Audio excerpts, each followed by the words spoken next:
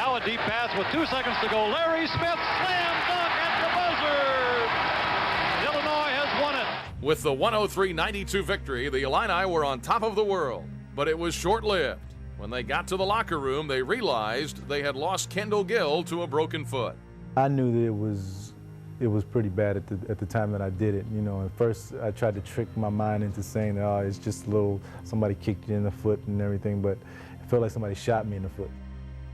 I was very happy at the moment to be number one when we won the game, because the celebration in the hall was just beautiful, you know. And but I knew in the back of my mind that I was going to be out for a little while. Without Kendall Gill, the team struggled. He sat out the next 12 games, and the Illini lost 4 of them. By that season, Gill was a superstar and an irreplaceable part of the team. But it wasn't always that way. Kendall was 6'4", skinny, just a raw thoroughbred. Oh, he was just a fun kid. I just remember him having no clue, and in a good way. Kendall was a special player, and he was so gifted. But that talent took time to develop. In his freshman year, Gill played only sparingly and averaged under 4 points a game. While showing improvement during his sophomore year, Gill was still very inconsistent. Kendall really struggled his first 2 years at Illinois, particularly his freshman year. Midway through his sophomore year, his confidence was so low that, you know, there were times Coach Hinton didn't even know if he can put him in the game or could go to him in a certain situation. His confidence was so shattered. The frustration and inconsistency all came to a head for Gill in a late January loss to Iowa. You know, I was just missing shots, open shots left and right that could have, you know, won us the game.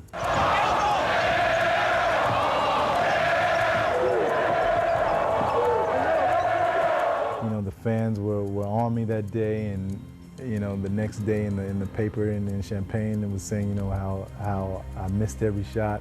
But I vowed to myself from that day forward that I was going to become one of the best players that had ever been to the University of Illinois. You know, I think that game sparked me.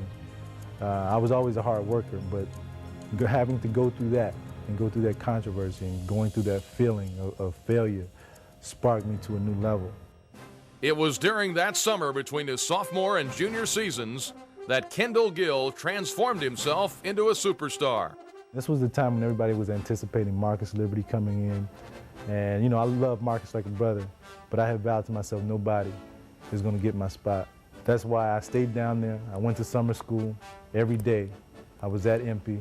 I was improving my game. I didn't care who or what tried to stop me. I was going to get my workouts in. After his sophomore year, he got serious. He went in that weight room, and when he came back as a junior, he didn't even look like the same guy. What he did in that summer between his sophomore and his junior year, that was really the beginning of that Final Four run, because he came back to campus. Actually, he really didn't leave campus, but by the time the preseason workout started in the fall, he had reshaped his body, and he was in such great shape.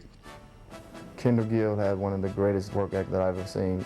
The guy would come in the gym and work on his game maybe an hour, 2 hours before practice start. He's on there working on his game, because the knock on him was everybody said he didn't have a jump shot. By the time he left the University of Illinois, he had one of the prettiest jump shots that you've ever seen.